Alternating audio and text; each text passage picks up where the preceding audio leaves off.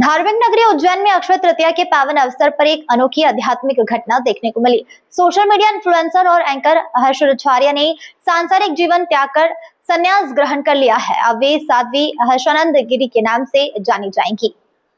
उज्जैन के मोनीतीर्थ आश्रम में पंचायती निरंजन अखाड़ा के महामंडलेश्वर स्वामी सुमनानंद गिरी ने उन्हें विधि विधान के साथ संन्यास दीक्षा दी है। इस दौरान शिखादंड त्याग, तर्पण, पिंडदान, श्राद्ध जैसे पारंपरिक अनुष्ठान भी संपन्न कराए गए।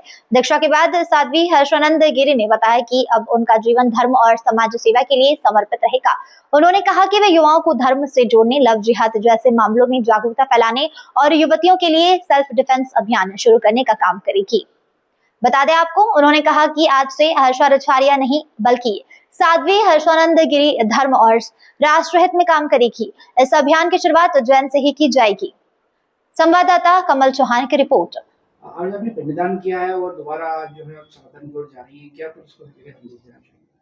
मैं आज जब अपना पिंडदान कर रही थी तब मैं सोच रही थी कि इस कार्य के लिए बहुत हिम्मत चाहिए।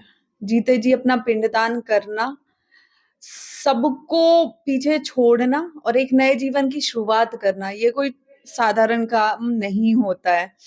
तो एक नए दिशा की ओर जब हमने कदम आगे बढ़ाए हैं, तो ये आने वाले समय में बहुत हमने योजनाएं बनाई हैं। मैंने बहुत सारी योजनाएं सोच रखी हैं, किस तरह हम धर्म को ऊपर लेके जा सकते हैं, समाज के हित में कार्य कर सकते हैं, युवाओं के हित में कार्य कर सकते हैं। तो उस सब में हम कार्य करेंगे। आगे जाके क्या आपकी रूपरेखा रहेगी अगर आप इसमें आगे बढ़ेंगे? अगर जैसा तो शब्द ही नहीं बचा, अब तो इसी में आगे बढ़ना है।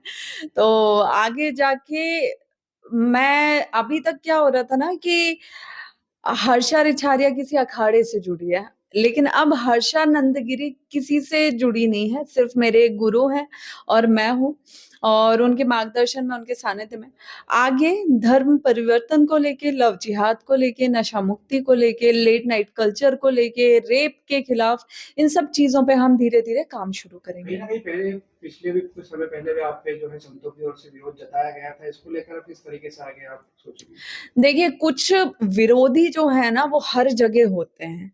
आप कुछ भी करेंगे, मैं अगर वापस एंकरिंग एक्टिंग में जाती तो भी विरोध होता, मैं अगर कुछ नहीं करती तो कहते हैं अरे ये कुछ नहीं कर रही है, तो भी विरोध होता। आज मैं धर्म के लिए आगे बढ़ूंगी तो भी विरोध होगा। विरोध तो मुझे लगता है आगे बढ़ने का एक हिस्सा ही है। अगर विरोध हो रहा है तो समझिए कि आप कुछ तो ऐसा कर रहे हैं जो लोगों को चुभ रहा है।